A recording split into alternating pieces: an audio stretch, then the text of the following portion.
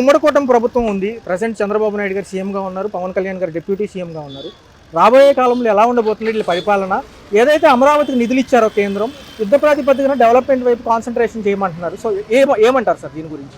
Present ఇబ్బంది లేకుండా, ఎవరికి ఇబ్బంది లేకుండా సర్వీస్ చేసుకుంటే బాగుంటుంది. ఓకే. పాత ప్రభుత్వం మీద కక్షలు అనేది పక్కన పెట్టాలి. ఓకే. ఇంత ముందర ఆయన అలా ఉన్నాడనే కదా మీరు మళ్ళా ప్రభుత్వం ఏర్పాటు చేసుకుని వచ్చింది. అవును. మీ మీద విశ్వాసంతోనే కదా మళ్ళీ ప్రజలు ఓటేసింది మీకు. మీరు కూడా వాళ్ళే చేస్తుంటే ఇంక మనం ఎక్కడికి వెళ్తున్నాం? ఓకే. ముందుకు వెళ్ళం కదా. ఓకే. ఓకే. ఎక్కడ వేసిన గొంగలు అక్కడే ఉన్నట్టుగా ఉంటుంది. ఓకే. ఆ పాత కక్షలకు పోకుండా శుభ్రంగా మీరు చెప్పిన సూపర్ 6 ఓకే అని బాగా అమలు చేస్తే ఆయనకంటే మంచి పేరు వస్తే మీకు 2029 కూడా మీరే ఉంటారు అని చెప్పి ప్రజలు గట్టి నమ్మకంతో ఉంటారు. ఇంకో పక్క చూస్తే అన్నా క్యాంటీన్లు మళ్ళీ పునరుద్ధరిస్తున్నారు. వీటి గురించి ఏమంటారు? అన్న క్యాంటీన్లో కూడా పేదవాళ్ళకి మెయింటైన్ జరిగేటట్టుగా చూస్తే బాగుంటుంది. Okay sir. లాస్ట్ టైం 2014లో అన్న క్యాంటీన్లు ఉన్నప్పుడు పక్కన విఐపీల కార్లు వేసుకొని వచ్చి సందులో పెట్టుకొని వచ్చేసి భోజనం చేసిన వాళ్ళని కూడా మేము గమనించాం. మేము పబ్లిక్కే, మేము తిరుగుతూ ఉంటాం రోడ్ల మీద. సో చూసుకున్నట్లయితే సార్, ఒక పక్క అభివృద్ధి సంక్షేమం, ఒక పక్క ఈసారి యువత కానివ్వండి ప్రజలు కూడా అత్యంత ఆశతో ఉన్నారు.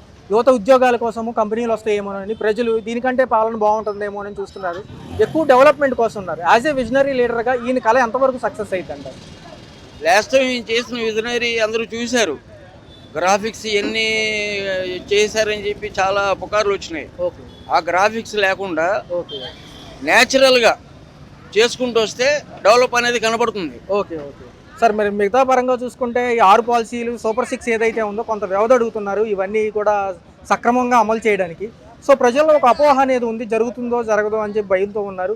ఎందుకంటే చూసుకుంటే ఒక పక్క 60 రోజుల పాలనే, డేటా కానివ్వండి, తర్వాత మార్గదర్శకాలు కానివ్వండి అమలు చేయడానికి కొంత వ్యవధి అడుగుతున్నారు. సమంజసం ఏంటారా? వ్యవధి అడగడం తప్పులేదు, ఏ ప్రభుత్వానికైనా వ్యవధి ఇవ్వాలి. కాకపోతే ఏంటంటే ఈ వ్యవధి అంతా మీరు ఫ్లాష్ బ్యాక్లో అనౌన్స్ చేసే ముందరే మొత్తం ప్రిపేర్ అయిపోయి గ్రౌండ్ వ్యాలిడిటీ ఎలాగుంది, డేటా ఎలాగో ఎక్కడెక్కడ డేటా ఉంది, ఆ డేటా అంతా తీసుకొని మీరు అనౌన్స్ చేసి రాగానే దీన్ని అమలుపరిచి ఉంటే ఇప్పటికి సూపర్ 6 కాదు, సూపర్ సక్సెస్ అయ్యేది. మీరు సూపర్ 6 పేరుతో ప్రలోభ పెట్టారు జనాల్ని. సరే, జనాలు ఈసారి మీ మాటలు నమ్మి మళ్ళీ మీకు అవకాశం ఇచ్చారు. ఇచ్చినప్పుడు మీరేం చేయాలి? ముందుగానే డేటా అంతా పెట్టుకున్నారు కాబట్టి వెంబడే అమలు చేసి ఉంటే, అబ్బా చెప్పంగానే చంద్రబాబు నాయుడు గారు చేశారు, నెక్స్ట్ టైం కూడా ఆయన్ని ఎన్నుకుందాం మనం అని చెప్పి జనాల్లో ఒక నమ్మకం అనేది ఏర్పడుతుంది. ఓకే. సో మరి చూసుకున్నట్లయితే సార్, ఈ రాబోయే 5 సంవత్సరాల పాలనలో అమరావతి ఎంతవరకు పూర్తి అవ్వచ్చు? రెండోది, నిధులు సక్రమంగా వాడతారంటారు? అమరావతి అనేది ఇప్పుడు అమరావతిలో R5 జోన్ అనేది చెప్పారు.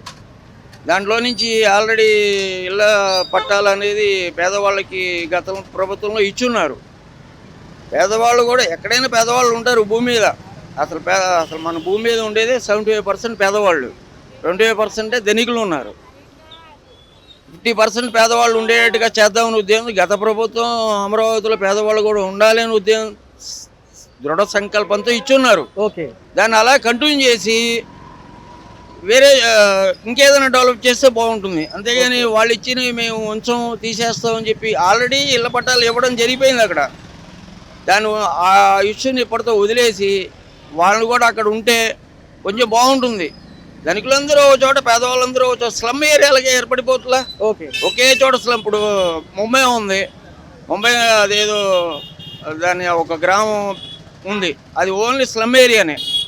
ఈ బొంబాయిలో ఎక్కడ స్లమ్ ఏరియా ఉండదు, అది ఒక్కటే ఉంటుంది. దాన్ని ఏదో భారీ ఎత్తున చెప్తారు, దాదాపు 50 లక్షల ఇల్లు ఉంటాయి. ఒక విలేజ్ అది, ఆ కాలనీ టైప్లో ఒక విలేజ్. ఆ టైప్ ఆఫ్ మన ఆంధ్రాలో కూడా చేద్దామంటే బాగుండదు కదా. సో చూసుకున్నట్లయితే చంద్రబాబు నాయుడు గారికి ఒక బిరుదు ఉంది సార్, విజనరీ లీడర్ అంటారు. ఆయన విజనరీ ప్రకారం మెట్రోపాలిటన్ సిటీలు జాబితాలో అమరావతి చేరబోతుందా? చేర్చచ్చు, అది ఆయన ఒక్కనే విజనరీని బట్టి. ఓకే. ఇప్పుడు కొత్తగా పవన్ కళ్యాణ్ గారు కూడా వచ్చారు. అవును సార్. వాళ్ళ ఐడియాలు తీసుకొని లోకేష్ నాయుడు గారు కూడా వచ్చారు. ఓకే. వీళ్ళిద్దరికి అవగాహన తక్కువ. ఓకే. చంద్రబాబు నాయుడు గారు సీనియర్. ఓకే. ఆయన అవగాహన నుండి శుభ్రంగా డెవలప్ చేసి ఏమి ఆశించకుండా ఇకనైనా ఆయన వయసు కూడా దాదాపు 80 దగ్గరగా ఉన్నారు. ఇప్పటికైనా సరే శుభ్రంగా చేసి విజనరీ అనేది నిరూపిస్తే ఇంకెవరి సలహా తీసుకోకుండా ఆ విజనరీలోనే మీ అబ్బాయి గారి సలహా కానీ పవన్ కళ్యాణ్ గారి సలహా కానీ తీసుకోకుండా మీరు ఒక్కరు డెవలప్ అది ప్రజలను అడగండి, మీ సొంత వాళ్ళని కాదు. ప్రజల్ని సమూహంగా కూర్చోబెట్టి ప్రజల మీద వదిలేయండి, ఎలా ఉంటుంది ఎలా చేద్దాం ఏంటి అనేది. ఎంతసేపు మీ వాళ్ళే అనేసరికి యువతలో ఎలాగొస్తుంది, మీ వాళ్ళ వరకే చేసుకుంటున్నారు, యువతల వాళ్ళకి చేయట్లేదని ఒక అభిప్రాయానికి వస్తున్నారు జనాలు. ఓకే, ఎక్కడైనా సరే అది వదిలేసి జనాల మీద అభిప్రాయం తీసుకొని చేయండి, బాగుంటుంది. విజనరీ నాయకుడు ఎవరైతే ఉన్నారో చంద్రబాబు గారు ఈసారి ముఖ్యమంత్రిగా రావడం జరిగింది ఉమ్మడి కూటమితో కలుపుకొని. ఈ కొత్త పథకాలు కానివ్వండి, రెండోది కేంద్రం ఇచ్చిన నిధులు అమరావతి డెవలప్మెంట్కి ఎలా ఉండబోతుంది సార్? ప్రజలు ఆశించినట్టుగా ఈసారి అమరావతి పూర్తవుతుందా? ప్రజలు ఆశించినట్టే జరుగుద్దండి. చంద్రబాబు నాయుడు గారు వచ్చేసరికి కూటమి ప్రభుత్వం ఏర్పడేసరికి ఓకే ముందు మన రాష్ట్రానికి రాజధాని అభివృద్ధి ప్రజలందరూ కూడా అదే కోరుకుంటున్నారు. ఓకే తర్వాత కూడా ఇప్పుడు పెన్షన్ ఆయన 5 సంవత్సరాలు 250 పెంచుకెళ్ళాడు. ఓకే ఆయన 4,000 ఇచ్చిన మాట ప్రకారం ఒక్క దెబ్బకే 4,000 ఇవ్వడం జరిగింది. తర్వాత ఆయన ప్రకటనలన్నీ కూడా అమలు చేస్తామని చెప్తున్నారు. ఓకే పెంచడానికి ప్రభుత్వం పరిపాలన కూడా చాలా చక్కగా ఉంది. ముందు ఎన్ని అయినప్పుడు కూడా రాష్ట్రంలో అభివృద్ధి, రోడ్లు, రాజధాని ముందు అవి కావాలి. తర్వాత జనాలకి నిదానంగా పేదలకి ఈ ఇల్లు ఈయన కట్టిని ఆయన ఇవ్వట్లేదు, ఆయన కట్టిని ఈయన ఇవ్వట్లేదు, ఇదంతా కొంత యుద్ధం అవుతుంది. అది కూడా చక్కగా చంద్రబాబు నాయుడు ముందు ప్రభుత్వంలో ఎన్నో ఇల్లు కట్టిన ఉన్నాయి అంత లెక్క, అవి ఇవ్వట్లే. మరి ఇప్పుడు ఈయన ఎన్నో భూములు తీసుకొని ఎన్నో ఇల్లు కట్టాడు, ఇప్పుడు ఇయ్యేస్తాడా అంతా అయోమయంగా ఉంది. అదంతా కూడా కొలుకు రావాలని ప్రజలందరూ ఆశిస్తున్నారు. పథకాల నిమిత్తం కూడా కొంత వ్యవధి అడిగారు సార్, జనాల్లో కొంత అపోహ ఉంది, అవుతుందో అవయో అని చెప్పి. దానికి అవుతుందండి. పవన్ కళ్యాణ్ గారు ఉన్నారు, చంద్రబాబు నాయుడు ఉన్నారు, కానీ ఎంత మునుపు ఒక్కలే చంద్రబాబు నాయుడు కొన్ని మాట తప్పారనేసి ప్రజల్లో అపోహ ఉంది. ఇప్పుడైతే మాట తప్పడానికి అవకాశం లేదు.